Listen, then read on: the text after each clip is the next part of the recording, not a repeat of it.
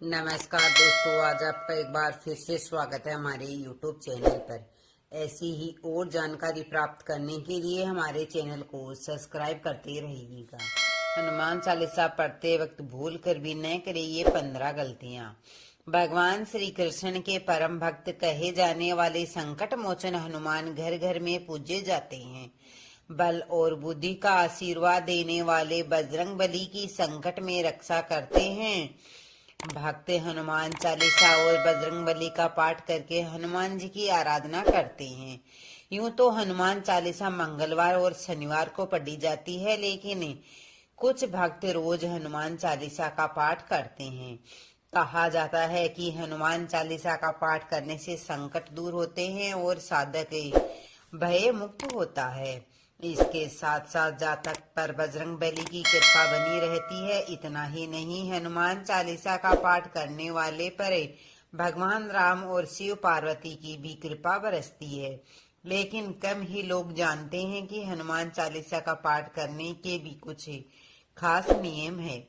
ऐसी मान्यता है कि हनुमान चालीसा के नियमित पाठ से भगवान प्रसन्न होते हैं और समस्त कष्टों से मुक्ति दिलाते हैं। हनुमान चालीसा में लगभग 40 चौपाइयां शामिल है।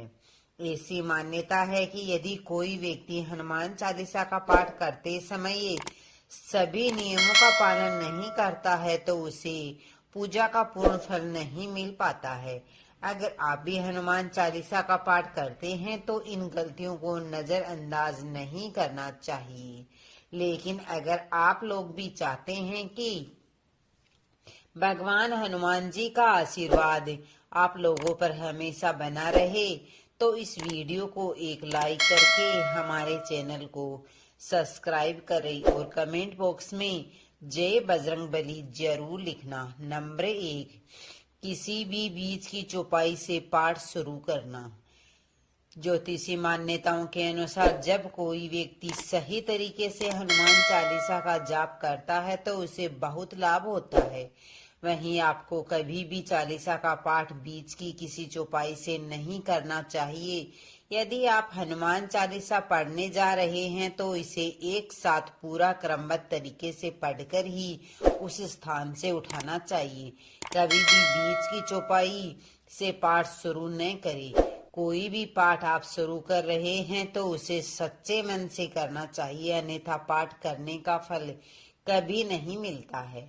नंबर 2, साफ तन और मन से पाठ करना। ऐसा माना जाता है यदि आप घर में हनुमान चालीसा का पाठ करते हैं तो हमेशा शुद्ध तन और मन से मंदिर में दीपक प्रज्वलित करके हनुमान जी का ध्यान करते हुए पाठ करें। नंबर 3, तामसिक भोजन और मंदिरा का सेवन।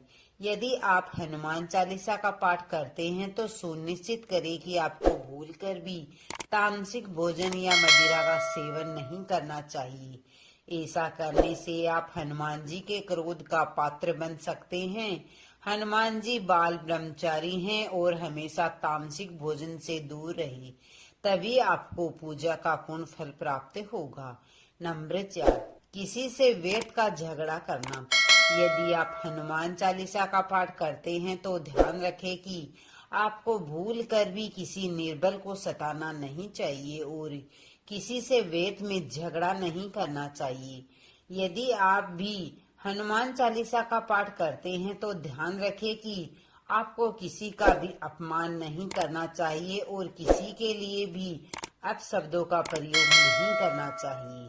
आप अगर हनुमान चालीसा का पाठ करते हैं तो आपको गरीबों को भी नहीं सताना चाहिए, बल्कि गरीबों की सहायता करनी चाहिए। नंबर 5, जीवन साथी को छोड़कर किसी अन्य रिश्ते में बंधना। यदि आप विवाहित हैं और हनुमान चालीसा का पाठ करते हैं तो आपको जीवन साथी के अलावा किसी और से रिश्ते जोड़ने की बात नहीं सोचनी चाहिए। ऐसा करने वालों को कभी भी हनुमान चालीसा के सुफल नहीं मिलते हैं। किसी विवाहित पुरुष को किसी अन्य पराई स्त्री से संबंध नहीं रखना चाहिए।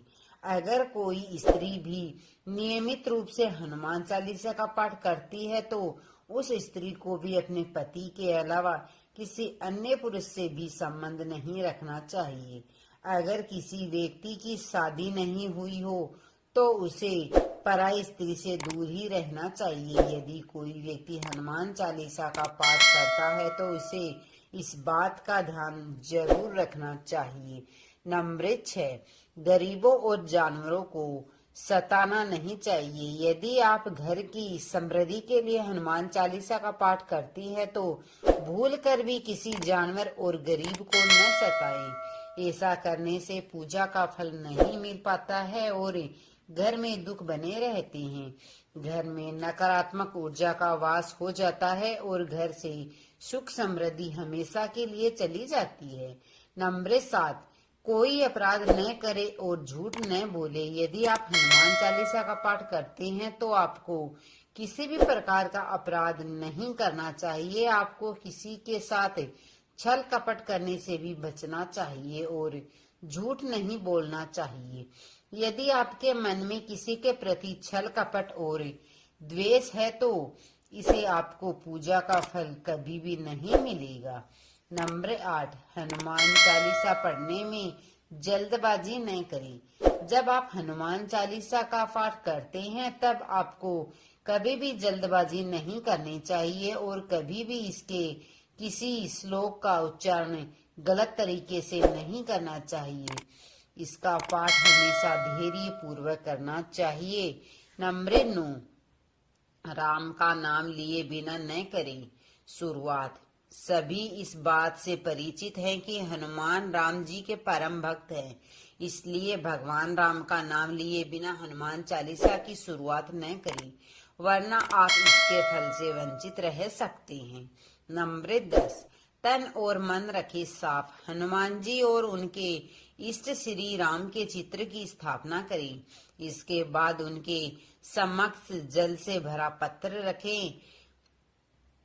कम से कम 3 बार से लेकर 108 बार तक चालीसा का पाठ करें। घर में हनुमान चालीसा का पाठ करते समय तन और मन दोनों साफ होना बेहद ही जरूरी है।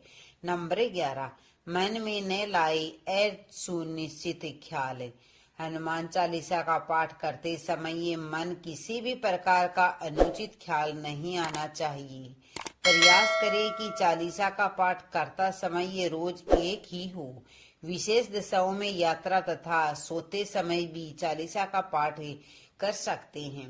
नंबर 12, मंगलवार और शनिवार हनुमान दर्शन।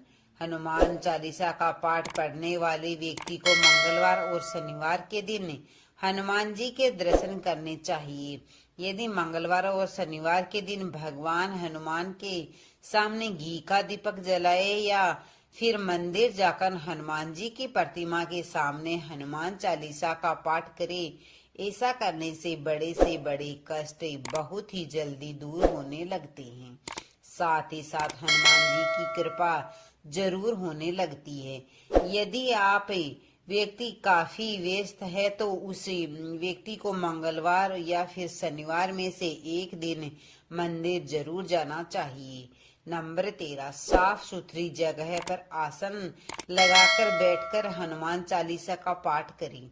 हनुमान चालीसा पढ़ते वक्त तन के साथ साथ मन को भी शुद्ध रखें।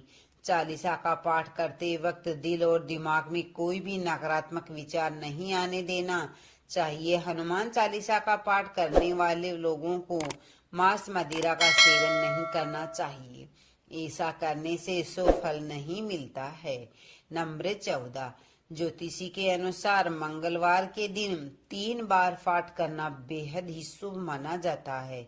जब भी आप पाठ करें तो सबसे पहले एक पात्र में जल भरकर रख लें। उसके बाद जब हनुमान चालीसा का पाठ संपन्न हो जाए तो उसे जल को ग्रहण कर ले। इससे आपको लाभ तो मिलेगा ही, साथ ही हनुमान जी की भी जमकर आपकी पर कृपा बरसाएंगे। नंबर 15, सूतक काल परिवार में जब किसी इंसान की मौत हो जाती है तो वहाँ सूतक काल मान्य रहता है। जब तक ये सूतक काल रहता है तब तक हमें हनुमान सहित किसी अन्य देवी देवताओं की पूजा नहीं करनी चाहिए। इस दौरान मंदिर में भी प्रवेश ना करें। दोस्तों, यह वीडियो आपको कैसा लगा है? वीडियो अच्छा लगा है तो वीडियो को लाइक शेयर सब्सक्राइब जरूर कीजिएगा और कमेंट बॉक्स में जय मां लक्ष्मी जरूर लिखें।